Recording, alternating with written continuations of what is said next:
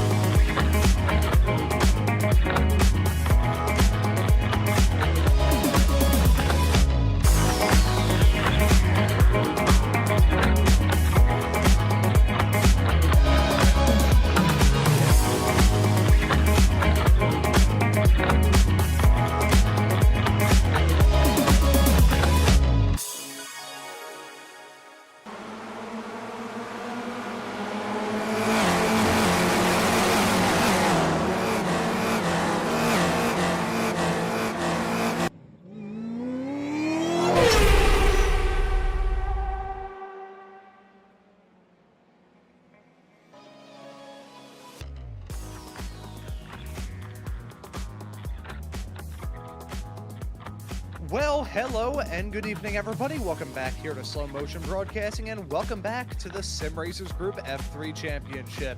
This is round number 7 of this season, coming to you tonight from Road America. My name is Maunz, and alongside me working the comms and the cams is Joshua Wilkie. Well, Josh, our tour of some of the best motorsports venues this world has to offer continues here with one of my personal favorites, especially here in this F3 car. Road America, and this car is an absolute blast. So after the tight and twisty confines of the Hungaroring 1 week ago, I'm expecting these drivers to be able to let their hair down just a little bit more here tonight. Yeah, absolutely. Good way to put it, Ron, for sure. The Hungaroring, very, very difficult track, very technical. Some people even actually call it the Monaco of basically open tracks that don't have walls like that and so on around them. And this one, I wouldn't call it that, but it is a power track, and there's going to be lots of opportunity for passing, lots of opportunity to be a hero into some corners here. So I think we should probably see some good passing tonight, maybe a little bit of attrition, hopefully not. And but there's going to be lots of opportunities out there. And we some brief conversations with our drivers there at the end of the last round, and everybody knows this track really well as well, Ron. So I think we're going to see some fast lap times. We're going to see some pretty hard-fought battles out there tonight. Yeah, I think we would both be lying if we said this track doesn't get used a lot in sim. It is one of the most popular ones for a very good reason. It is a darn good racing venue, and we are going to have some fun here tonight. Currently locked in qualifying, but as we get a little bit closer to the end of this session, want to take a quick little gander at the championship points. Actually, no, we're going to hold off on those because it's so close to the end of the session here.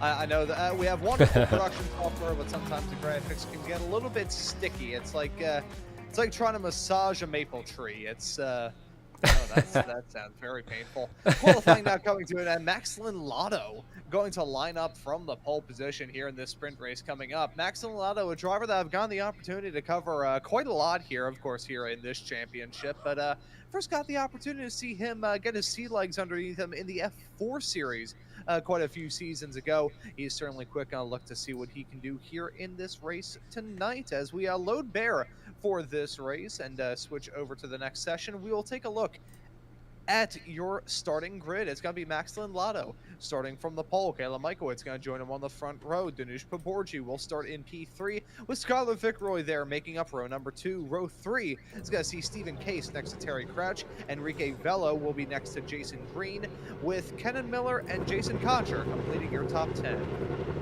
Yeah, and then in 11th, we'll have Jose Navas Molina. In 12th, Adrian Lopez. In 13th place, we will have Joshua Corwin. 14th, Michelle Lynn. 15th, James McDonald. In 16th, we have Nathan Perkins. Adam Duvall is in 17th. 18th, Varun Bali. 19th will be Thomas Brashear. 20th is Jacob Guyton. Kulker and Dylan in 21st place. Diago Posada in 22nd. And Tyrone De Silva rounding out your field in 23rd place. So there you go, 23 drivers set to grab the green flag here in a couple of moments' time. A quick little thing that I do want to point out here, and we may be able to get this fixed in between this main race coming up and the feature, is some of the team names are, as of last season, of course, our esteemed colleague, Mr. Mike Braun, not even on the continent right now. He's in Switzerland to cover some RC car action, so wish him well, and hoping he has a very fun time there in Switzerland, home to some very good chocolate and some very dodgy gold, but that's neither here nor there. Waiting for the lights to come out here in this race, Kenan Miller has not yet joined the grid, so too is Tyrone De Silva. Don't believe they will be able to line up in time. I believe Miller did, De Silva did not, so we have 22 drivers set to get this race up and rolling. The revs build here on the start-finish straightaway at Road America, and the drivers are on their way. Good start there from Lynn Lada, but Michael is already going to try to apply that pressure as they head their way into turn number 1. A slam dunk overtaking opportunity if you can get it right, but it is so easy for it to end in catastrophe as you head your way through the first turn. Lynn Lotto going to hold on to the top spot. Michael's having to yield. He remains in P2 as it stands right now. As look at that, swap of spots for third. That's Paborji with a good start. Yeah, some good starts around the field here so far. A little bit of jockeying for position just behind the first 2 cars there. Stephen Case looks like he's hunting around behind Danush Paborji at the moment here. Not sure if he's going to make that move yet. Thinking a little better of it. They're side by side, of course, with Skylar Vickroy. Terry Crouch on the outside now. Going to make some contact. Oh, and we're going to have a pile up here. Avoidance everywhere. That did kick off with Danush Paborji and Stephen Case there, unfortunately rolling roadblocks in the middle of the road there, and that is really going to ruin some of our top drivers out of this one here now. Going to be able to drive away in the front. Skylar Vickroy not under as nearly as much pressure as he was moments ago, and that's going to be a bit disastrous for He1 here, isn't it, Ron? It's going to be truly disastrous. Danush Paborji, Enrique Vela, Kenan Miller, Michelle Lynn, and Varun Bali all with meatball flags as a result of that incident. I think there may have been a little bit of internet chicanery going on with their 3 drivers in all of that. Enrique Vela, Kenan Miller, and Michelle Lynn, all with a little bit higher ping than some of the other drivers with a meatball flag. And you can see drivers merging in with one another out there on the racetrack. It was very bizarre, as you can see. Note Michelle when she piles in here, basically drives through a car and doesn't even seem like the car minded that one bit. These F3 cars are a little bit fragile and certainly not monster trucks. So very odd incident taking place there. Cars merging in with one another. Unfortunate for for Stephen Case, who's one of the drivers at the epicenter of all that, still looking to get his season out of first gear and finally into second. As we see side-by-side battling here between second and first, it's Max Lindlado getting shuffled down to P2 as Kayla Michael's going to dive it down into one. Yeah, easy, pretty textbook pass here into one. He did put up a little bit of fence there, Lindlado did, but not one you can really put up too much defense. If you get that run down that straightaway and can get a good kind of alongside there, very difficult to defend that one on the outside. Usually better to just kind of let it go and see if you can't maximize that speed out. But he is going to be under pressure now from Skylar Vickroy there in your background on the shot here. Yeah, they're pretty much spread out about as much, they're pretty evenly spread out, I should say, at this moment right now. So all to have here for the top three positions. Jason Green definitely salivating as well over that early incident there, where he's now in pretty good position here perhaps to monopolize on some positions if he can catch up. Just behind him, you're going to find James McDonald, then Adrian Lopez, and then the captain, Jason Cotcher, Jacob Guyton just behind him as well. So really unfortunate for that first incident there, and not sure if we can really chalk that one up to netcode in the beginning, but definitely there in the aftermath when people kind of getting caught and running through each other and stuff, like you said, a bit of a mess of parts of F3 cars there for sure. Not exactly what you want to see at Road America, but you know, that's not even really the typical accident you'd have around here, is it? On lap one, is it, Ron? You'd usually have maybe somebody charging up the inside, maybe a little bit of three wide too much, but that one looked like, unfortunately, just going to kind of take a spin and then make some contact. So really unfortunate. Yeah, it is very unfortunate to see that. There's a brief period of time a few moments ago where it seemed as if half the field was down in pit lane. Many drivers, of course, having to stop to repair some of the damage on that race car. Jose Navas and Stephen Case currently find themselves in a little squabble as it stands right now. They're squabbling for P15 on the road as it stands right now, with Stephen Case farther up the road and Danush Kaborji right behind. So as we continue to follow the racing action here, it tends throughout many other portions of the pack. Here's one of note: it's Adrian Lopez and the captain himself, Jason Cotcher, side by side down the start-finish stretch into turn number one. Speaking about the spots that got a move done here, there are plenty of them, and we get to see it a lot here. Road America, probably the most popular track in the history of slow motion broadcasting. We most recently got the opportunity to see it in the Extreme Motorsports Rikmatech GT3 Challenge just 2 weeks ago. You'll be able to see round number 2 of that championship here in less than 24 hours time here on SMB. Got to see it in the GT3 car, seeing it tonight in F3s as Adrian Lopez gets past Cotcher once more. We've also seen it in spec race Fords, Formula Vs. There is no car that hasn't run well, outside of like a dirt sprint car, but that doesn't really count. We get to cover this track a whole lot here on SMB, Josh. Yeah, we really have in the last while, haven't we? If you go back far enough, we had the Memorial race as well not long ago, and it's just a popular one around here for sure, and for good reason. It does race very well, as we're getting now Jason Cotcher blinking a little bit in front of Joshua Corwin here. Not something you ever want to see, especially around Road America here with these high speeds near the kink. You really don't want to be going through here not knowing exactly where the person in front of you or driver in front of you is in that moment. But Jason Cotcher now pulling out beside Adrian Lopez side by side, and it looks like they're going to hold on to it, and Adrian Lopez is going to hold on to that one for now. So a little back and forth between the two there. First Cotcher gets by, then we're going to get Adrian Lopez by him again, and then another chance here from Cotcher, not quite going to be able to make that one work. Corwin now salivating over the opportunity here that he's under the wing now of Cotcher, so perhaps that's what that was as well. Cotcher trying to get maybe around Lopez to just relieve this pressure from Joshua Corwin. He's either got to make a pass happen here or he's going to get passed pretty soon, and that's kind of the way it works out there around Road America as well. Side by side now into T1 and Corwin looking on. So the battling still remains between Lopez and Cotcher. This fight has been going on for a while, but Josh Corwin going to throw a number 37 car shaped wrench into the works as he gets a move done on Cotcher, heading off into turn number 3.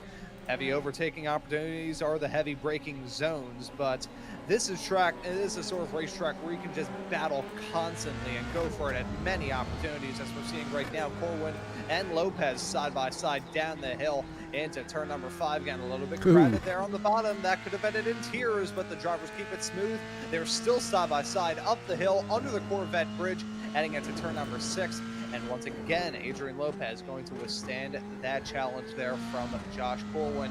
Farther up the road, I will note, Kalen Michaelwitz is your race leader over Max Lotto. Those drivers have been very close to one another for quite some time. However, I think we are starting to see the gap maybe grow just a little bit between those drivers there in first and second. Certainly, Kalen Michaelwitz has been the man to beat, the star of this championship so far this season. Got his second sweep of the races at the Hungaroring, grabbed the pole in qualifying, grabbed the sprint race victory, and then ran it back for the feature race win. He already did that at the Red Bull Ring. Michaelwitz has been the top driver so far this season, but Max Lotto definitely given him a bit of pain there. It's not a full frontal lobe migraine, but it's definitely like a scratching behind the ear. Yeah, and we all know we don't want a migraine for sure, but definitely going to be spurring him on to do something about it for sure here. And Kalen Michaelwitz just putting on a bit of a clinic this season so far. Stephen Case's story from last and maybe even previous seasons not really holding up this season here. He's had some trouble, maybe from some pitfalls around him and stuff as well, but also, there's some drivers out there who've really found some pace. One of them, maybe one of them the most here being Kalen Michaelwitz, has really been able to find the pace this season and convert those podiums in to wins. And then even in the heat race that's coming up here when we flip the order, he's been able to make his way back to the front and get really good results. Stephen Case getting caught up a little bit with some other drivers. So, we had a season or two where Stephen Case, I'm not going to say he didn't have a lot of side-by-side racing, but certainly not as much as some of the other drivers. He was able to just get out there and sort of maybe Max Verstappen or Lewis Hamilton it around the track almost the whole season, and that can be a little bit detrimental sometimes to your side-by-side racing skill and your and basically the the amount of expertise that you're going to have in that area, especially when you haven't done it recently, or maybe you've never even been beside the driver that you're racing with. And so perhaps maybe that coming into play a little bit here. But of course today, just kind of getting caught up and unfortunately getting put back. It looks like he did have some pace. Probably was going to be able to be up front here, but unfortunately behind a little bit now. Kalen Michaelwitz does look like he is gapping Max Lotto a little bit, just a little bit faster around Road America at this moment. So we'll see next heat here if Lotto has anything for Michaelwitz. About 9 minutes in now, not too much time left to make it work. He's actually going to touch the grass, or sorry, the kitty litter a little bit on exit there as well. Not going to help his case. Yeah, so a small little dip off into the dirt, as you can see right there. The other lap car right up in front of your race leader of Michael Wood. Actually, no, that's Scott Fickwood that we're following right now. I think I fear here at the moment my graphics are having a slight panic attack. See, the problem is they are about a minute behind schedule, so we'll I'll go back to the production feed as it stands right now, as my iRacing has a moment. See, when you do as many shows as Josh and I have done, you tend to figure out exactly how many technical difficulties there possibly can be. This was a funny little one. I once had a producer, not here on Slow Motion Broadcasting, over on another network, once had a producer fall asleep on me. Now, I'm not sure if that was a reflection of the racing that we were covering or the other commentary that I was giving that night, but either way you slice it, that's a problem we'll never have here on Slow. I haven't pulled that one off yet, no. Almost everything else, truth be known, actually, we're lucky to be on air at all here tonight with the troubles we were having before the race here. I spent about a good hour and a half trying to get SDK to work properly for me. Some sort of issue there with it. I just couldn't get it to work, so lucky that we got everything up. But yeah, maybe that's why we're not syncing up together here, just because we had to change the addresses and stuff a little bit. So good thing I have the production feed up here, and we do have a backup. Me and Ron been doing this together now for, man, it's probably been 3 years, maybe a little bit more at this stage. So yeah, I mean, it's been it's been good. In the beginning, we were pretty shy, we were pretty rusty, didn't really know what we were doing. We were just having fun doing it, and now much has changed, but we're still having fun doing it. So it's good times out here, and we love being part of the SRG F3 universe here now as well. Josh Corwin made his way around Jason Cotcher, as you mentioned there before. Jason McDonald in his sights now. Looks like he's a little bit farther ahead, has a little more pace, but Jason Cotcher not letting Josh Corwin get away critically here. There is still a chance for him maybe to chuck up under that wing, make something happen, or if there's a tiny mistake out of him here, he may be able to monopolize on something. But this is going to be our closest battle on track. You can see right there, actually, just in one corner, lost about 2/10 there. So Corwin really getting that final corner right, and that is a very important corner around here, isn't it, Ron? Yeah, unfortunately, the TP and the Wigwam got blown away. 2/10. Oh, God. Look at now, Corwin and Cotcher are still close together as they head their way into turn number 1. Have that fight a little bit farther up the road as well. That's actually some lapped cars, I believe, right up in front of them. I believe, unless I'm very mistaken, that may possibly, perhaps be the fight between Bella. As I look through, as Jose Navas has run into trouble. That I can confirm, as you can see a very slow car down there on the bottom as they had their way down through the section. This is very unfortunate there for Navas as he heads his way through the north end of the racetrack. It's you know, we've gotten the opportunity to cover Jose Navas for many moons here in this championship, either here in these F3s, certainly in the F4s, very quick. But the luck has not been on many drivers' side throughout this season. Maybe it's just the fact that I'm here in the booth. The Falling Anvil distribution system has been running at top gear really ever since we grabbed the green flag in the opening race of the season. Actually, no, second race of the season at the Red Bull Ring. I wasn't around for the first broadcast.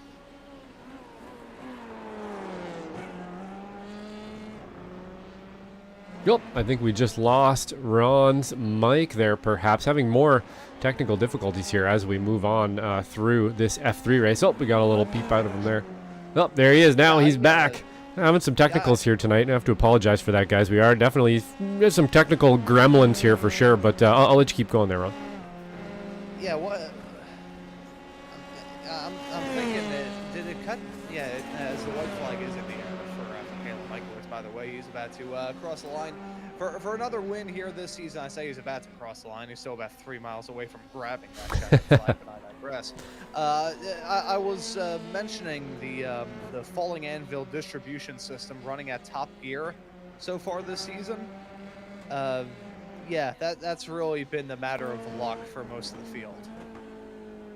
Yeah, I think so. There's been, you know, well, we've had a lot of netcode problems and stuff as well, right? So we kind of have to put them there. Now the driver's doing pretty well around that. I haven't seen too much of it. Maybe just giving each other the space that they do need in those moments because you are anticipating it. But now Joshua Corwin here, or sorry, yes, Joshua Corwin looking up the outside of James McDonald. Not going to be able to get that one done. More of an intimidation move there, I think, from Corwin on that one. Just maybe showing a nose, maybe see if you can't push him offline a little bit, keep Jason Cotcher out of his hair for another corner or two. But final minutes here, this probably is our closest battle on track. Looks like up front, Keelan Michael is probably going to run away with this one. Only a few corners now from the end of this one. So yeah, I mean, pretty interesting one here. Really a whole lot of attrition there in the beginning. I believe our second heat race is going to be a lot more tight and a lot more racing depending on how those first opening laps go. Hopefully we don't lose a bunch of cars again, but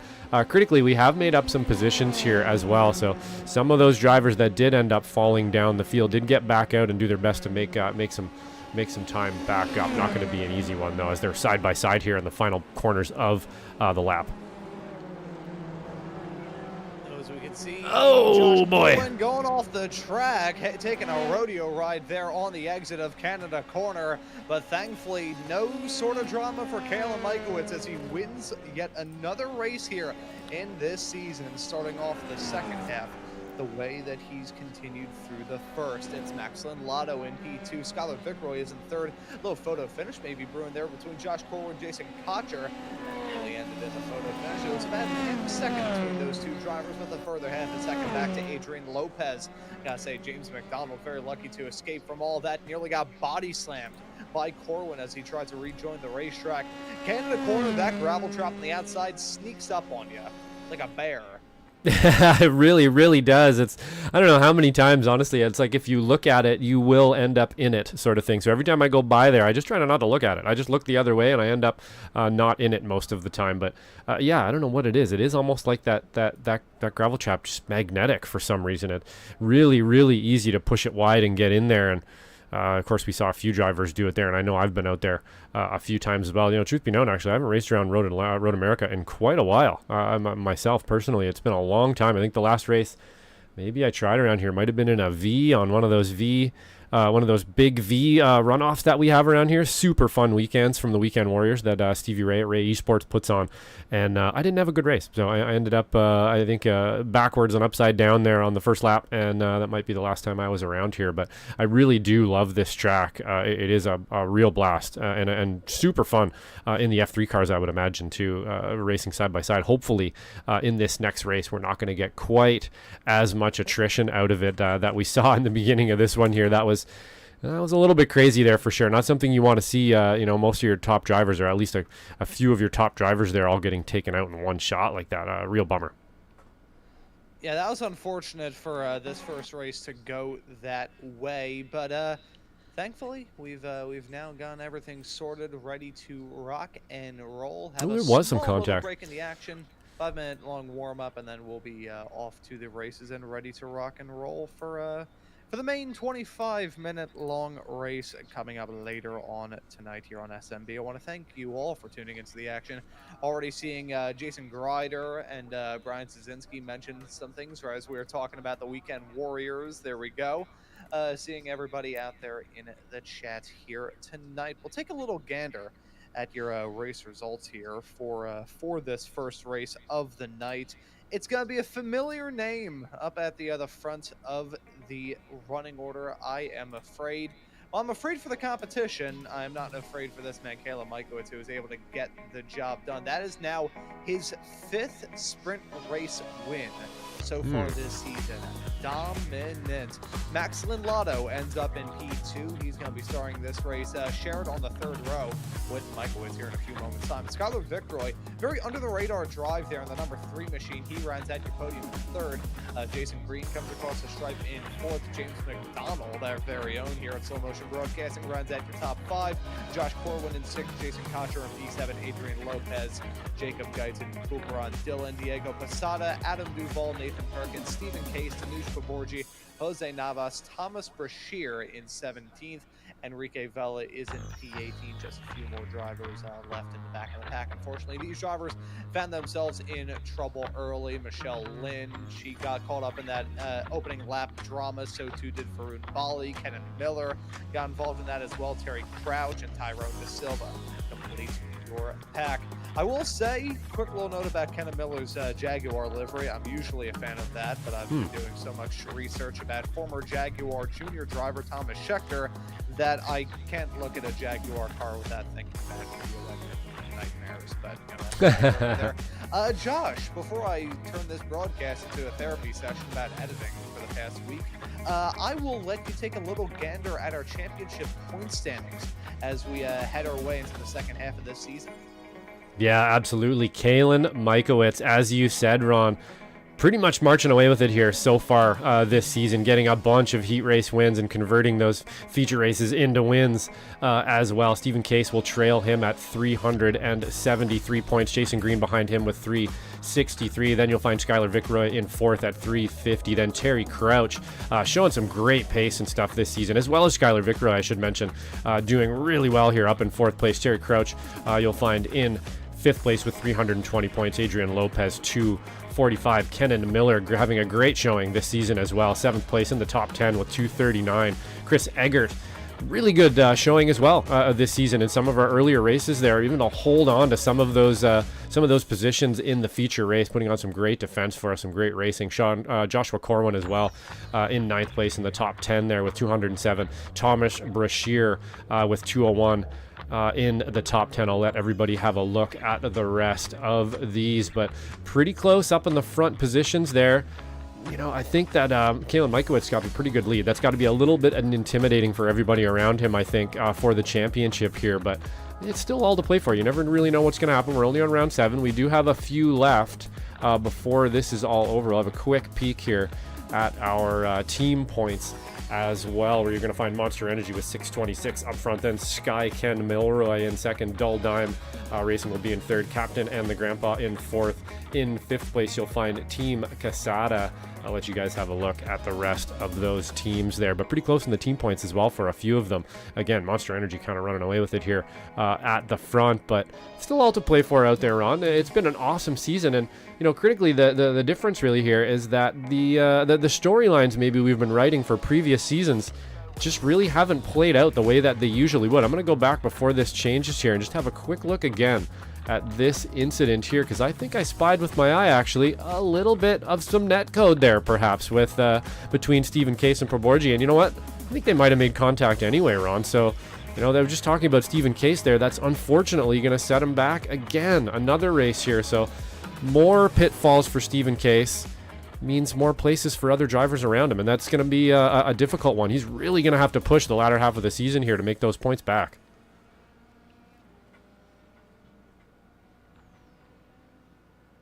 Yeah, no, it's just small little things like that. It's kind of a death by 1,000 cuts kind of situation, which is certainly unfortunate. But you know, in the racing world, the bad luck tends to lurk over a driver like a heavy storm cloud. So unfortunate for Stephen Case and really all the drivers getting caught up in that incident. It's the tight confines around this racetrack. It is old school in its design. Of course, this scan is just a little bit older. There have been some updates to this track, really just with the runoff area. You can't really widen this racetrack. It's a national park of speed.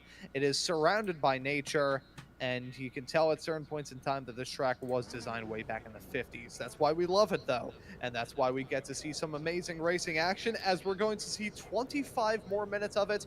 So let's take a look at your starting grid, shall we? And after a pretty wild and topsy-turvy sprint race, it's going to be Josh Corwin grabbing the pole. James McDonald will join him on the front row. Jason Green will start in third, with Skylar Vickroy in fourth. Max Lotto will be in P5. Kayla Michaelwitz in sixth. Jason Cotcher in seventh. Adrian Lopez in P8, Jacob Guyton in 9th, Bukaran Dylan rounds at top 10 with Diego Posada in P11, Adam Duvall in P12, Nathan Perkins in a lucky spot P13, Stephen Case right alongside him making up row 7, Danush Paborgi will be in 15, Jose Navas in 16, Thomas Bashir will be in P17, Enrique Vela in 18, Michelle Lynn in 19, Ruth Bali running at the top 20, and then from there it's Kevin Miller, Terry Cratchit, Ivan Silva. 23 drivers grabbing the green flag now. The lights are at, the drivers are on their way. That's a pretty solid start there from James McDonald. Had the benefit of the clean side of the road as they headed their way down the start-finish straightaway into turn number 1. A duel of the last light breakers, and that's going to be Corwin punching out there into the race lead.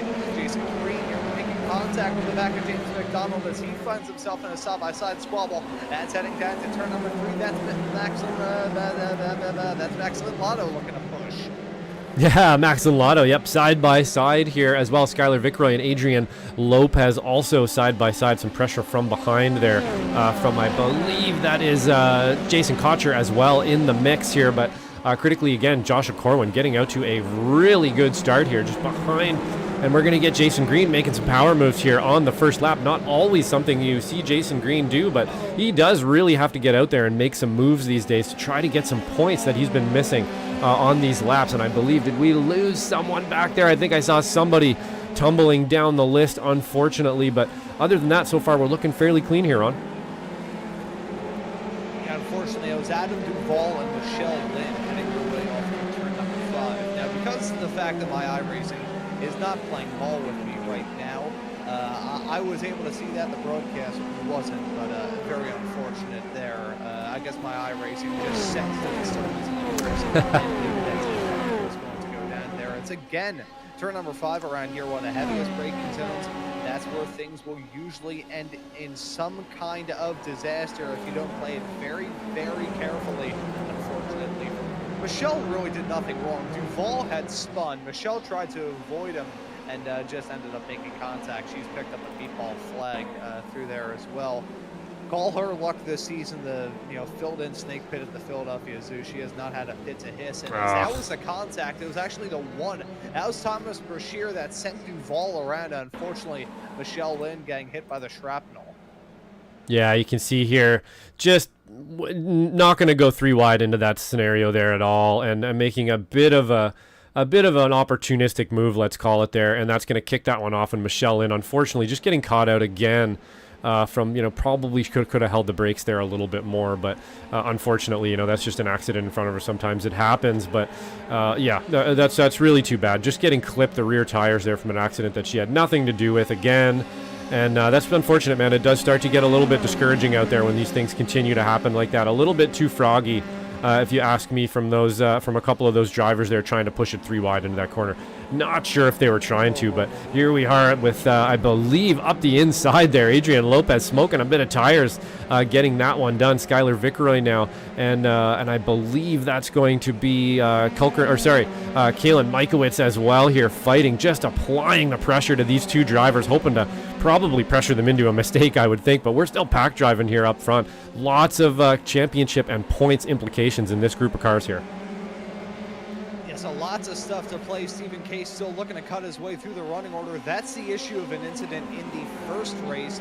You get put on the back foot come time for the second one. Now you do have a bit more time to work with, but you also have a lot more cars to deal with, and that's where the equation gets a little bit complicated. So for Stephen Case, it's been a good drive so far. Already made his way up to P8, making his way through the smoke and the chaos of what has been a slightly stressful evening for these drivers here in this Drivers' Championship.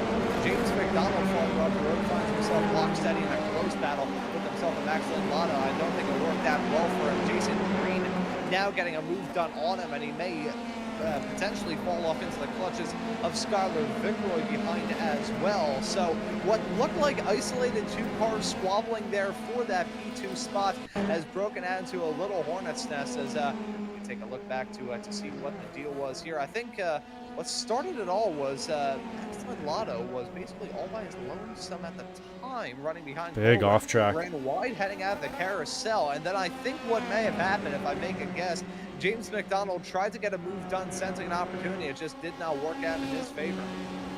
Yeah, I think that's exactly it. You can see now he's going to be looking around the outside here. Jason Green applying the pressure. Going to try the inside on Max Lotto. Push Max Lotto a little bit wide. Jason Green continuing to apply that pressure, still side by side with Max Lotto. And then actually that was a little bit strange there. I'm not sure what happened. It almost looked like he actually bled off some sort of a timing penalty there or something, just slowing and letting Jason Green by. Maybe he just got the line wrong, possibly.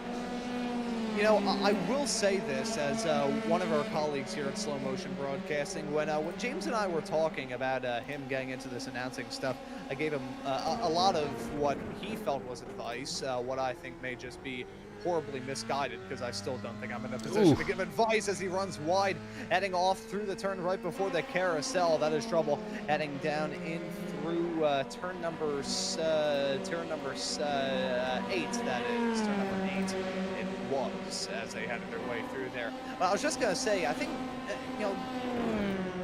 the background that James has is not really a racing background. He's still kind of learning the ropes when it comes to racing, certainly out here on iRacing. So I think he was just spooked at the prospect of going around the outside through turn number 13, which is understandable. That's not really a spot that you can get a move done, especially around the outside. So I could understand why he backed out of it, but I think he may have just slightly overslowed a little bit. Sent off into the clutches of Jason Green, got his tires dirty, and then in the midst of finding himself in the hornet's nest, has dropped him down to P10. Unfortunate way for things to go. Not been able to make his way up to 9th, but could have been just a little bit more as we take a look out. There he is in that number 26 side by side with himself and Jacob Guyton as he completed another lap. I got to be honest again, just before and I'm going to, elaborate a little bit there, I think, too. I love his snail livery on his car. It just looks awesome. It looks so good from the back and stuff, too. There's something about that. I don't know what it is. It just looks great. I really like it a lot. But I think James McDonald, I think you're right there, Ron. He's just a really respectful driver out there. He knows there's some championship implications and just wanted to get out of the way. But again here, side by side, Adrian Lopez under pressure now is the sandwich in between Skylar Vickeroy and Jason Cotcher. And it looks like he's going to try to hold on to it here, too. He's not going to give it up quite as easily as maybe Skylar Vickroy would have wanted him to. He is going to get that one done, though, Vickroy, and get around him on the outside there. So pretty cool stuff for Vickroy to get that one done. Definitely showing some pace and some prowess this season. Adrian Lopez fighting tooth and nail here as well in that beautiful liveried Sim Racers Group F3 car, the 007 there. Just gorgeous livery on that car.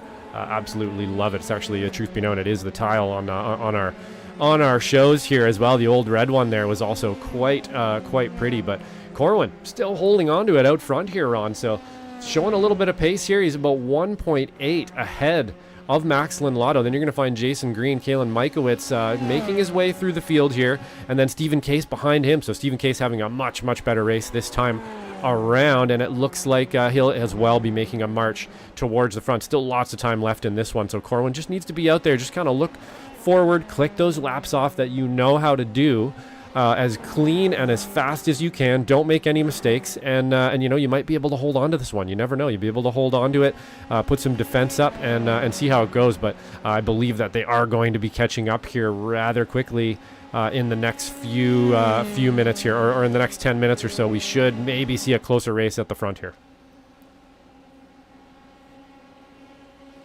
Yeah, so with Max Lotto, Jason Green, and Kayla Mikowitz running second, third, and fourth at the moment, things could get really interesting. Certainly things fixing to get fascinating with Kayla Mikowitz and Jason Green.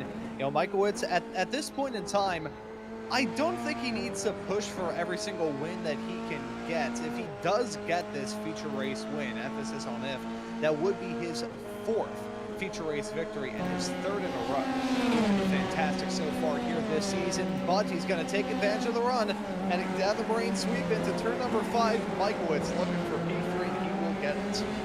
Very nice move. Pretty textbook stuff there. Jason Green always going to be a respectful driver, not gonna turn down on you, not gonna squeeze you a little too much. Just gonna let that one kind of go. He knows his pace out there. He knows what he can do. He knows he can probably catch back up to him, or at least maybe he thinks he can, or maybe he knows he can't. You know, and he just doesn't want to slow down anymore. He knows Stephen Case is back there, and he doesn't want to, try to extend that gap as well. But a good driver is always going to have a little bit of race sense as to what's going on around him. He's going to know those lap times and know that, okay, this driver's catching me. He's got a little bit more pace. Maybe I should just let him by, see if I can attach onto that wing and increase my pace a little bit. Maybe I learn a line or two from the driver in front of me, or maybe simply just use their draft a little bit, and you can pull away from the rest of the field. So Jason Green, always a heads-up driver out there. Kalen Mikowitz showing his pace again.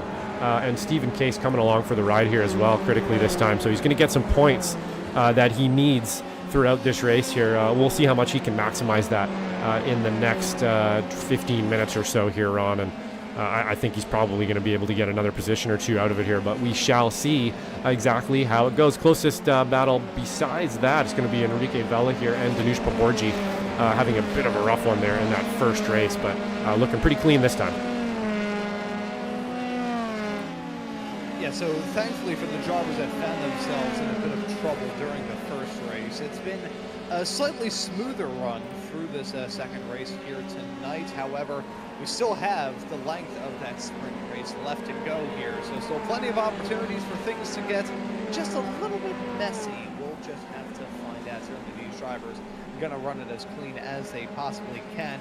They have been running it very clean throughout this season. However, of course, we've talked at length already throughout this season about the netcode problems surrounding the F3 cars here this season. That is part of the reason why for next season, they'll be switching over to the Indy Next cars, the IL-15 car for season number 3 here in 2026. Is that trouble farther behind? That was Thomas Bashir was running off the track heading into turn number 5, the same section of the racetrack that he found himself in some trouble in earlier on in this race. Gonna get him once more. Two things of note about the comment I made about us switching to new cars. It's actually season 4 of 2026, excuse me. And secondly, that is still the newest American open wheel chassis around. The IR-18 is still based on the DW12 from back in 2012, and we're not going to get the new IndyCar, of course, until 2028 in real life, and probably around the same time in the sim. Love that Delara, though. That is a fantastic looking piece. piece of racing machinery, as we've got a fantastic piece of racing action right now starting to get hot. Max Lotto now all over the back of Josh Corwin. We saw that gap of about 1.3 seconds earlier on. That gap has now been cut down to a fraction of what it used to be. We ride on board with Josh Corwin. Take a look to see how things are going to go as they head their way down the start-finish straightaway into turn number 1. This could get dicey. Lotto looking for it, going to try and sweep around the outside, heading into turn number 1, and he'll get that spot. Nicely played from Lotto, and Corwin playing ball. Yeah, absolutely. Good drafting down that front straight, getting a really, really good picture there, a really good idea of what it's like to get that draft down that front straight and just what you can do with it into T1. Joshua Corwin, not going to turn the screws too much on that one as well. Let him go by for now, see if he can attach to the back of him and keep as many positions as he can out there. And I'm sure that's exactly what he's thinking right now. No point in slowing down too much there, and all of a sudden these 3 cars behind you just be on your butt right away, and then you have a much harder day on your hands here. So going to do his best to tuck under that wing of Max Lotto now, see if he can increase his pace or his overall lap pace here just a little bit, and hold off Kalen Mikowicz with Jason Green in the background there, putting on a great race this weekend after last week there. Also, actually, Jason Green putting on a great race then, snagging some wheels, if I remember correctly, on the inside there, but doing some great racing with the guys up front as well. So always putting on a good show for us there now. But Max Lotto now leading our race 13 minutes into a 25-minute feature race here. Can he hold on to it? I'm not sure. You definitely have Kalen Mikowicz back there. He definitely has some pace. I'm going to toss up actually some sector times here for us to look at and see. So you can see Max Lotto there definitely has some faster sector times, adding up to quite a bit here over the course of a lap. If we can go back to Joshua Corwin here, it should pull up Kalen Mikowicz as well, and you can see those green numbers there that he is starting to click in. Sector 3, Sector 4, Sector 5, just incrementally faster through Sector 3 and Sector 5. Put a 1/10 chunk there in Sector 4, and then maybe some issues through Sector 1 and Sector 2. We weren't with him on that lap, so maybe he had a bit of traffic or something. Maybe he was dealing with Jason Green. Maybe he made a mistake, but we'll keep an eye on that there. But definitely those green numbers telling a story, Ron, that the leader's getting caught here. Yeah, that it absolutely is. We've got a merging of 3 cars out there on the racetrack. Lotto able to get that move done on Corwin, but Mikowicz starting to close up the margin here as well. I will say there are a couple of things that are playing in these drivers' strengths and advantages as we go throughout this race. The one strength and benefit that both Max Lotto and Josh Corwin have is the fact that throughout most of that race, Mikowicz didn't have to deal with dirty air. Now, he's gotten a pretty good lesson in that in the first 15 minutes of this race, having to cut his way through the field. So he knows what it's going to be like. These drivers know this car like the back of their hands, but he can take those small little wins mentally whenever they are allotted. Kalen Mikowicz is going to enjoy the draft, especially heading down the back half of the racetrack. That's part of the reason why he starts to close up that margin just a little bit. He's incrementally better every single lap in Sector 3 than Josh Corwin. You can see taking a small little nibble out of that gap, and then as the speeds creep up heading through this back straightaway, that's going to be where he gets a mighty draft. The one benefit these drivers all have, while outside Max Lotto, is the fact that getting moves done here at Road America, not exactly the hardest thing in the world here in these F3 cars. You've got some heavy braking zones definitely helping you out. You've got cars that don't really give off the most amount of dirty air in the world. Now, they do definitely disturb the air a little bit, but it's nothing too bad. It's like making a PG-13 joke in church. It's a lot better than making an X-rated joke in church. Yeah, not quite the same effect over the wing there, let's say. There's definitely, yeah, you're right, actually. I was expecting to have a little more draft in these when I was driving them back in the day, that I would actually, you'd get a bit more, but it's actually less than you would think along there. Although it is working today for most of these drivers down the front straight. Kalen Mikowicz being the next taker of the draft there, tucking up in behind Joshua Corwin's been making that one work into T1. Still seeing those sector times pop in there in the green for Kalen Mikowicz now, 1.7 in Sector 1. We'll keep an eye on that for Sector 2 as well, just see how his march forward does go here. But yeah, this is a track where you can get passes done, where you can get side by side, where it begs you to do those kind of things. So it can go one of two ways. You can get those passes done, and you can have some drivers out there who kind of play ball with you, or you can end up just in a cat fight for 25 minutes as well. And we're seeing some real maturity out of the drivers around here, where we're not getting into those cat fights maybe as much as we used to in season 1 or before. There's definitely a lot more maturity out there now, where you're getting a bit of race sense, like I was saying before, embracing the race a little bit, like our friend Tom O'Gorman would like to say, where just because somebody's got a little more pace than you doesn't mean you have to get up in your head and try to throw shapes in front of them as much as possible. Usually it's just not worth it, and unless it's the last lap of the race and the final championship and you need the points, it's usually not a good idea. Not everybody's Mario Andretti, and you're going to end up tangling wheels out there, and then you just end up going backwards, or at the very least you just go backwards, right, Ron? So I think we're seeing a really good clinic here from all the drivers and exactly how that's done, letting those passes happen and ebb and flowing. See if you can't learn something from the drivers around you, and these are the best leagues to be a part of for sure. SRG showing us how it's done out there for sure.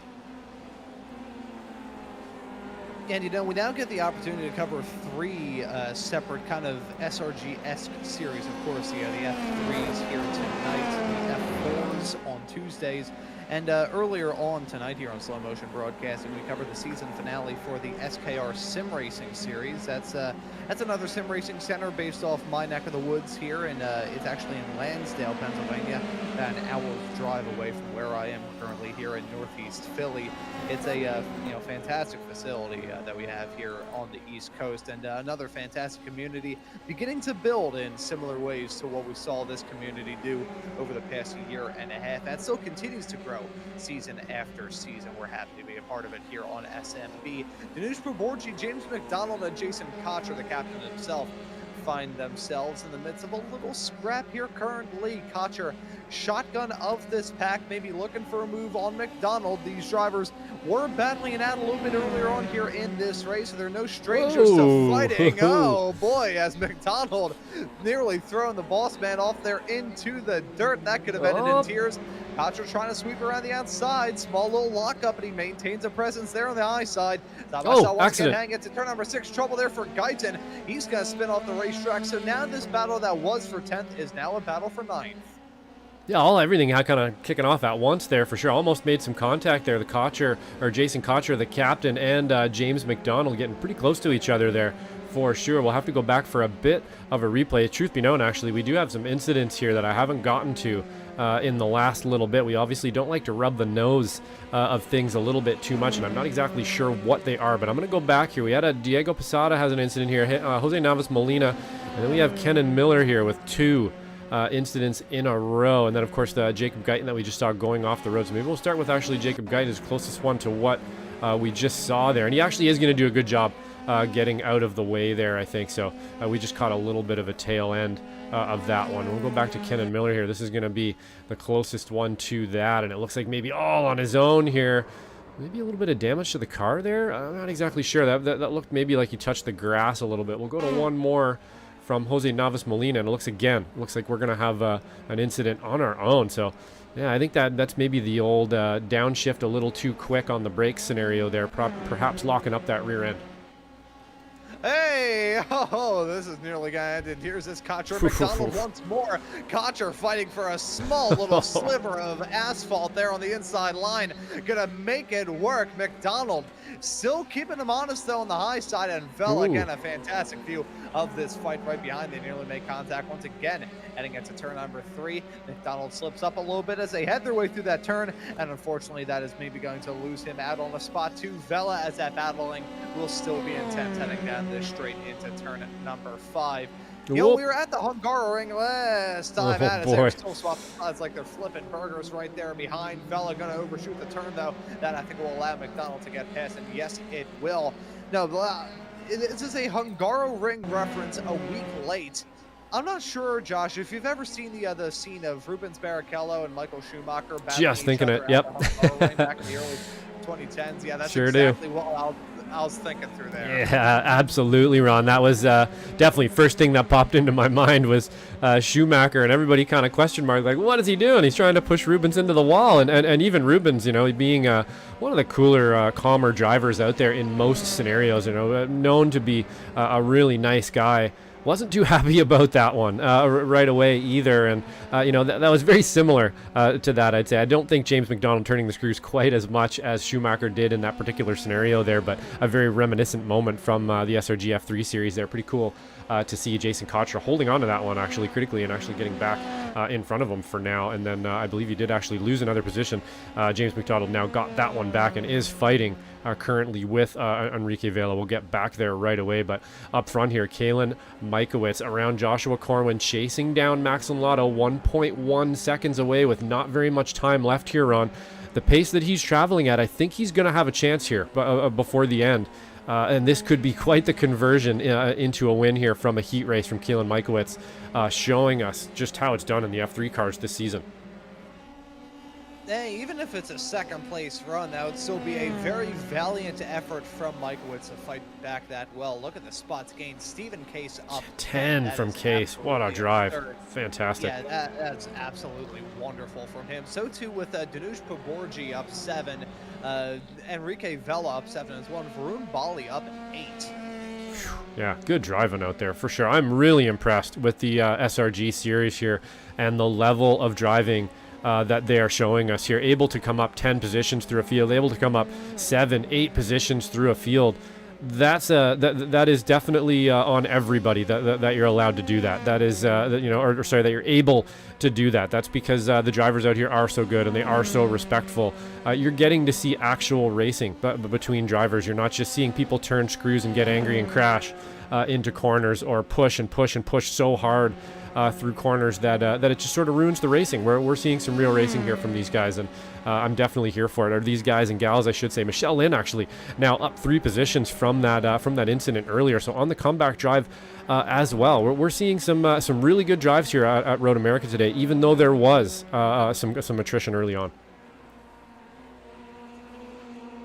So drivers weathering the storm here at Road America. It has been a pretty brilliant day of racing action here on SMB. And folks, the action will not end once this broadcast wraps up. Stay tuned for tomorrow when we are at the sister track here, Road Atlanta, for the next round of the XMS GT3 Challenge. Side-by-side battling here. That's actually the fight for the final podium spot. Stephen Case looking for third, and he's going to get it done around the outside of Josh Corwin through turn number 1. We can now make that 11 spots gained since the drop of the green flag for Stephen Case. As much as we've talked about throughout this season, Matt, Stephen Case maybe hoping for a little bit more in the results department, hoping to have a clean sweep of the championships here, the 4-time reigning series champion here in Sim Racers Group F3. He won every single championship since the series was founded in the summer last year. And of course, this being the final season, wants to try and make it 5 for 5. Hasn't really gone that way in the first half of the season, but it's a drive like this that reminds you the kind of talent that Stephen Case is behind the wheel of a racing car. Truly a brilliant performance right now as he looks to try and cut his way up the running order. So too, a special mention to Josh Corwin. It may not be the result that he had in mind, P4, at the end of this race, but a very, very well-composed drive. Spent a decent amount of this race up at the very front, leading for some time. He got sent back, and unfortunately the dirty air has kind of kept that number 37 car in the rear wing. However, it has been a good drive for him regardless. But when it comes to a good drive, you got to talk about these two. Max Lotto grabbed the pole, had a battle with himself and Kalen Mikowitz during that sprint race. Didn't go in his favor, but Max Lotto is one heck of a talent here in the SRG world. A past champion in the SRG F4 championship, able to get that championship just 2 seasons ago. And then about 6 months later here in the Sim Racing Group Formula 3 championship, Max Lotto gonna rise over top of the crest here onto the start-finish straightaway and see the checkered flag to win here at Road America. Yeah, beauty win there for Max Lotto. Then, of course, you're going to have Kalen Mikowitz, Stephen Case, Joshua Corwin, and then Jason Green across the line, Skylar Vicroy just behind them. A bit of a fight to the line here for, I believe that was Adrian Lopez, Danush Paborji fighting it right down to the line there. Jason Cotcher will come in behind them. Then Enrique Vela, James McDonald, and Varun Bali fighting right to the edge there as well. Some pretty awesome stuff out there today for sure, Ron. This was a good one around Road America. And look at those positions that have been gained here as well. 11 positions for Stephen Case. An amazing drive from the back of the field here up to the podium positions. Max Linlato going to hold on to that one in first place today. So great drive out of Linlato as well, holding off all that pressure, clicking off those laps. Joshua Corwin, like you were saying, definitely some props to Joshua Corwin here. Over the season's gotten a lot faster, gotten a lot more control behind the wheel there for sure. Not getting himself caught up in incidents anymore, and it's really paying off for him here. Almost just about got a podium here today amongst the fastest drivers around him, keeping Jason Green behind him. Not an easy thing to do, so pretty awesome result there for the 37 today as well. Jason Green will follow him, then Skylar Vickroy as well, giving us some really good racing shots out there tonight as well for our highlight reels. Then you'll find Danush Paborji, Jason Cotcher, and Enrique Vela in 10th place, 8 positions up as well. What an awesome race, man. So, you know, this place really does. It races well, and pretty much every time we've been here, even though it's been a lot, we've had a pretty darn good race. You know, it was a very fun night of racing action that we had here in this championship. And, you know, I've talked a lot about the schedule that we have had for these races. Barcelona, Ring, Silverstone, Mugello, Spa, Hungaroring, of course, the Road America here tonight. We still have Adelaide, Portimao, Zandvoort, Barber, Monza. Lots of good races to round off this season. Interesting note about Circuit Zandvoort.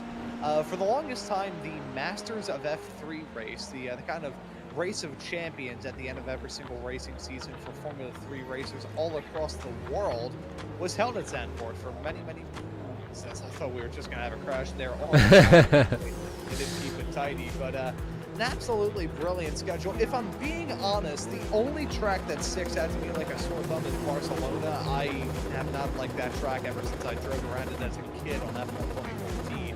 But it's still a pretty darn good schedule that we've got here, and a pretty darn good winner. Oh, almost. Kiss the pit lane wall. Just a little tap there. We'll give him that one. That was a pretty sweet donut. Keelan Michael's getting pretty good at the donuts these days. Don't think he's going to hit the wall there. He has been. Oh, I may have spoke too soon. Nope, he's going to correct himself there. Yeah, been getting some excellent results this season. So huge props to him, man. That must feel great out there. You deserve it. And it looks like he's got a pretty darn good championship run going. And Stephen Case definitely putting on an awesome run for us today. As they're going to do a little bit of smashing the cars up. Something we like to do every once in a while here is get a little bit silly in in the car there. Yeah, actually, yep, their feet are out there, aren't they? But critically, again, Stephen Case just having an awesome race today, able to come up 11 positions through the field and get some points towards his championship run here. So pretty awesome race around Road America, man. I think that was a successful one, and really proving again the SRG F3 sort of feeder series here, just making some damn good drivers.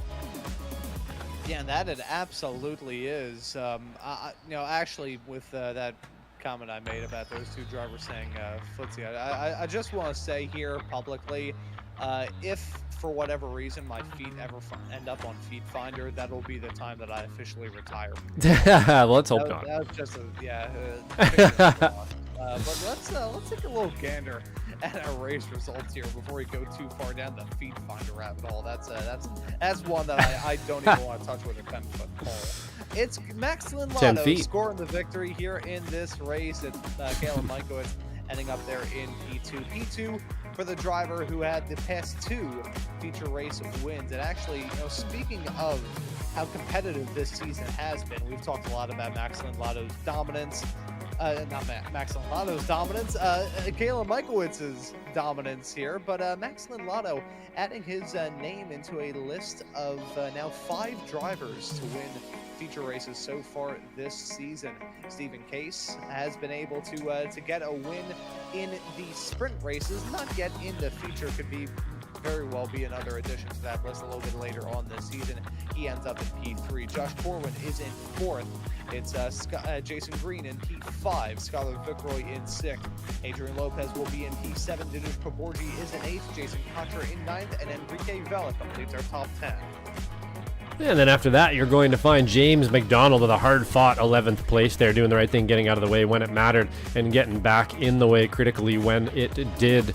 matter for him. Varun Bali in 12th place. 13th, Thomas Brashear, having a bit of a braking issues there into one of the more difficult corners on the track. I saw him have a couple issues there, so going to chalk that one up perhaps just to a little bit of sighting problems for that first incident that we saw with him. But he's going to come away with 13th place in the heat, so great racing there. Jacob Guyton in 14th, Culker and Dillon in 15th, Michelle Lynn with those anvils in the first heat, going to come out with a 16th place in the feature. Nathan Perkins 17th. You will find Jose Navas Molina in 18th place. If I can get it to move along here, and it will for me. Diego Posada in 19th. In 20th, Kenan Miller. In 21st, Adam Duvall. Terry Crouch in 22nd place, and Tyrone De Silva in 23rd. Those last three drivers going to be some pitfalls there and finishing many laps down. So those are your results for round number 7 of this championship here in the Sim Racers Group F3 season. Let's move off into the interview, shall we? I want to start by having a chat with our race winner here, Max Lotto, joining us here in the broadcast booth. Max, welcome in.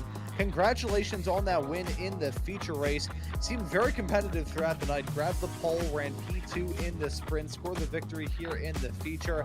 Seemed to really mesh with this place. How was it out there? Oh man, it was slippy at the end.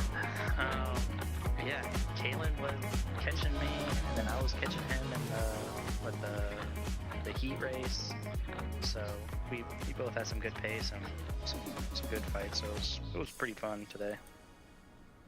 Yeah, it certainly did look like a blast. You mentioned the heat race. I want to ask you about the heat. I just looked at myself, 107 degrees for the track temperature.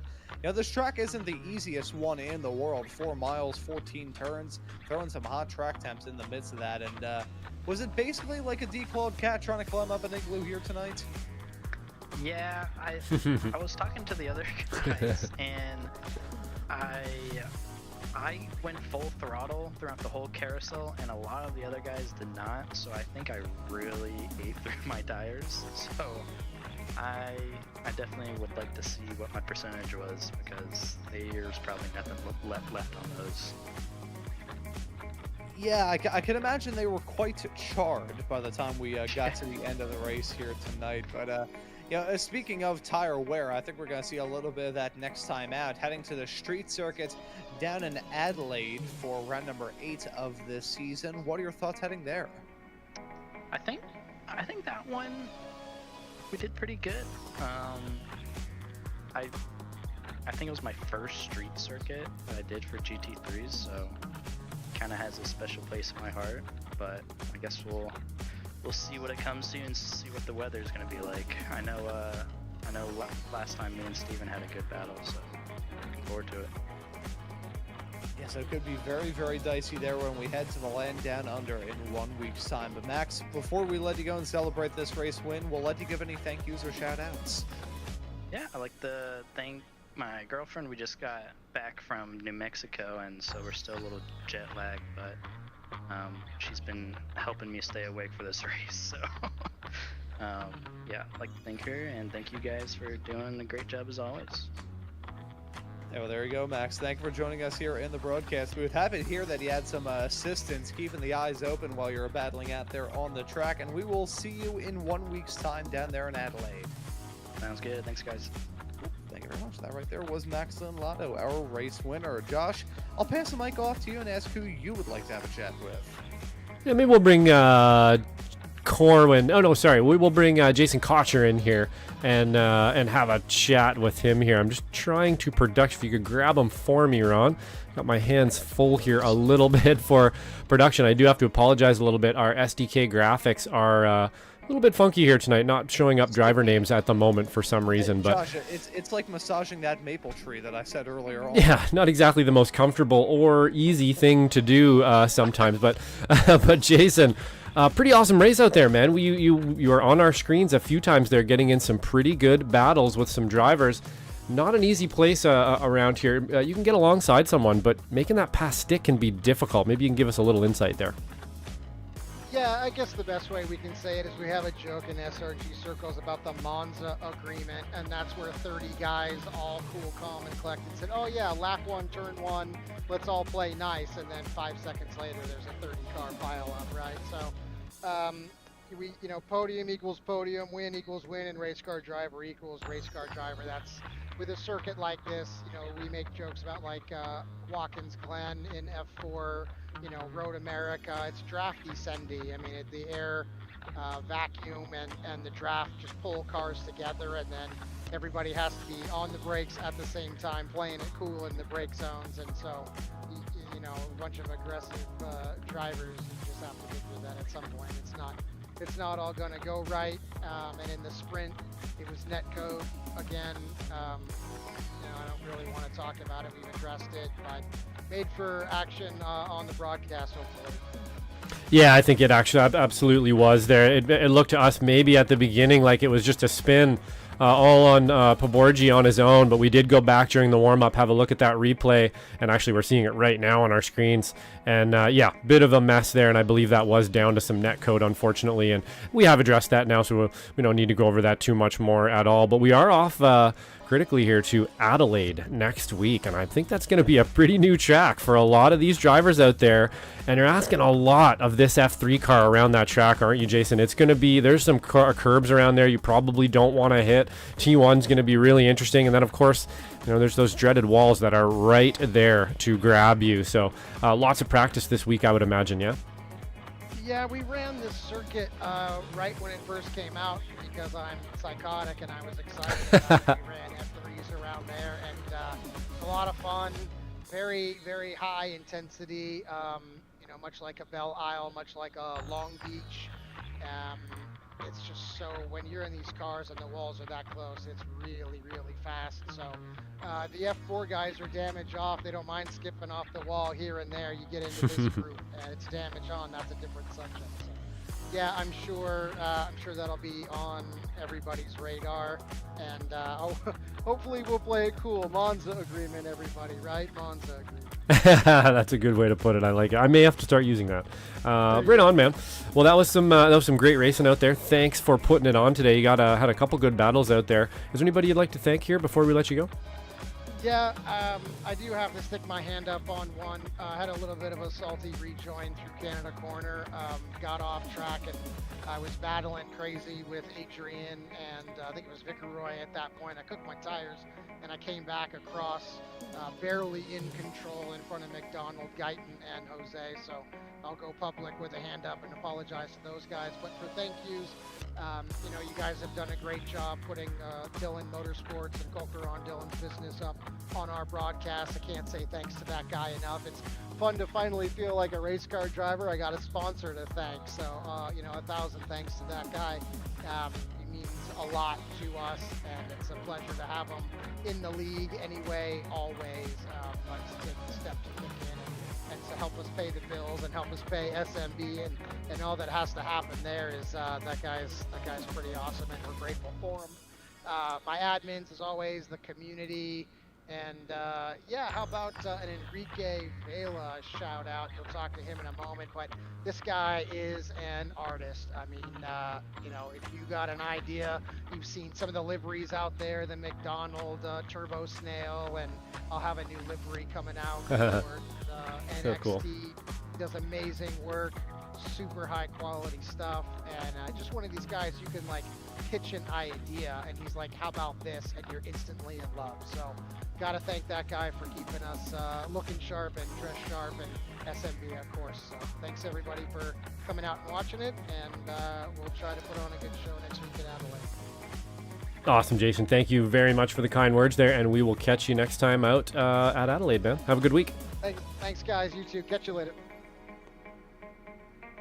And that right there was Jason Cotcher, series admin, and we will now have a chat with Enrique Vela, the paint maestro here in the Sim Racers Group world. Of Very course, cool. Slow Motion Broadcasting. We have our own little livery partner in the form of Tom Wendt, but we have got some of the best liveries out there on the racetrack, point blank period. Doesn't matter who's painting them, they are looking good. Enrique Vela now joining us here on the broadcast booth. Enrique, welcome in.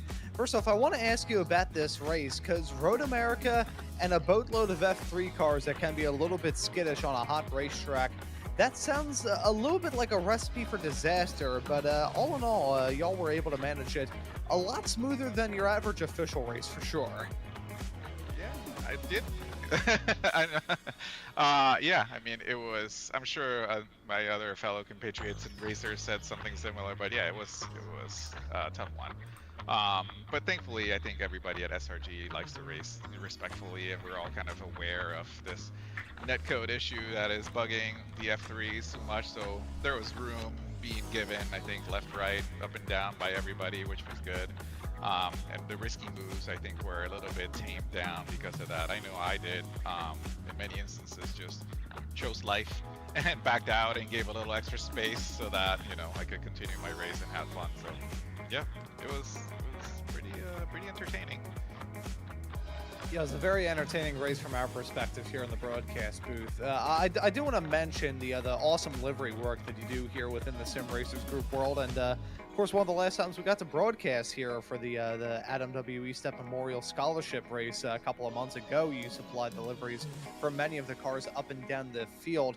So I'm going to put you on the spot here and ask, what is your favorite livery outside of the cars of yourself? What is your favorite livery out there on the racetrack that you've made? Oh my gosh, this is, you know, like asking who's your favorite child, right? I will say, I mean, I do have a soft spot for the one livery that never made it onto the Adam Estep race, man, which was the one that was by or for Nathan. It was the raffle race, or the silent auction livery, sorry. Which got a huge donation thanks to it. I mean, I've never seen something like that, and I was just super happy that something that I created was able to, you know, raise those many funds for a really nice cause, right? So just simply because of that, and I actually do love the livery. It was one of the first ones that I did that was kind of mostly hand drawn, using a different technique that I use for. Yeah, it was beautiful, man. Beautiful. Yeah, so I was bummed that it didn't make it on screen, right? And other people got to see it kind of run around laps, but I was super happy that it, you know, did what it was supposed to, which was raise funds for a great cause. So because of that, I will pick that livery. That was a pretty awesome looking race car, among many I will accept from that event. But that is a very good answer indeed. Here's another interesting question. We're gonna be heading to Adelaide here in this series in 1 week's time. What are your thoughts heading there? Oh, not happy. Can I say not happy thoughts? Adelaide. Yeah, I think last time I was there was not a great race for me. And interestingly enough, it's probably going to be my last more, I guess, typical appearance in these races, because my kids are going to start school, and this is a weeknight on the East Coast. It's very late. So to kind of semi-close it out with Adelaide, don't know that I'm necessarily looking forward to that one. But hey, it is what it is. I mean, at least we all know, we all got our feet wet last time. We all know what to expect, which was different from last time since it was a brand new track. So I think it should make for better racing. It should make for some more fun. It will be eventful, like I think it always will be. But yeah, I mean, mixed feelings. Not super looking forward to it, but you know, hey, it's racing. It's still fun. Yeah, it'll be a slightly bittersweet race, maybe having to at least temporarily step away from the series. Yeah, us East Coast guys are not having a fun time at 11:15 at night here currently, especially as a broadcaster with very thin walls in my bedroom here. It doesn't give me too much of an opportunity to scream. Yeah. But Enrique, before we let you go, let's give any thank yous or shout outs. Well, I mean, thanks to Captain, obviously. Thanks to you guys for always putting on a great show. I'll watch the broadcast tomorrow morning as I'm having coffee, as I usually do on Thursday morning. That's part of the ritual, right? But thanks to I think to the league in general. I mean, everybody, I mean, I'm new to it. Steven brought me into it just to help with delivery work. And I think people have really kind of embraced me and embraced the work that I do. And it's been super fun to have people kind of celebrate the joy that they get when they get their new livery, and they're super excited. So yeah, shout out to everybody in the livery for this, the league for their support. It's been awesome. You know, and I'm very appreciative. And thank you as well for joining us here on the broadcast booth, Enrique. Well done on the run here tonight, and the awesome liveries out there on the racetrack as always. And we will see you at Adelaide in 1 week's time. Yes, sir. Have a good night. Enrique Vela there, folks, and waiting for a complaint from my neighbors tomorrow morning. However, Josh, we had a pretty fun night here, all in all, in slow motion broadcasting. The SKR season finale at Le Mans, and then this one here. It was a pretty entertaining night, I gotta say. And these F3 races, they are always exciting. Yeah, absolutely. They really have been very good here this season for sure, as well as the F4 series too. Really stepping up the game here, really giving us some good racing to watch, and tonight was no exception of that for sure. Championship points all still to play for here. Max and Lotto taking the win tonight. Pretty cool stuff out there for sure, man. There was a little bit of attrition, still have a little bit of netcode issues here and there, but of course we are changing to some more machinery next season. I honestly am really looking forward to seeing these drivers in some new machinery out there. I think it's going to be awesome. So great race tonight. Can't wait for Adelaide. I really do like Adelaide a lot. It's a very cool challenge for the drivers. I missed last season when these guys were there. I wasn't up in the booth, so I'm pretty excited to check that one out this season, Ron. But yeah, I think that's it for me, man. I'll let you have the final words here in the upcoming shows, and we'll get on out of here. Yeah, we've got some awesome action coming up for you here on Slow Motion Broadcasting. Folks, let me run it through you rather quickly. Gonna be heading off to Road Atlanta for the Rickmatech GT3 Challenge here on SMB. Have another fantastic 50-minute long race in store for you all here tomorrow night. The Ray Esports Summer Shootout Series will be back here on the channel. That'll be at Donington Park. Hope to see you all there to kick off our coverage for the month of August. The American Muscle Series will be back here on Slow Motion Broadcasting for round number 5. I don't know why I tried to roll the R there. That'll be at Circuit of the Americas on the NASCAR West configuration. That'll be real interesting. I gotta try to learn that. Yeah, that's going to be a very fun one. Josh is going to be out there on the racetrack, and you'll be able to at least catch what my iRacing looks like for these broadcasts. I'll be in the production truck for that as usual. And then you'll be able to catch Josh and I back covering the action at Portland for the next round of the F4 Championship, going from Texas to Oregon, Portland, Oregon to be a bit more precise. I don't think you could get farther apart geographically and otherwise there in one night. We also have the SRG F3 series running at Adelaide in 1 week's time, and we hope to see you all there.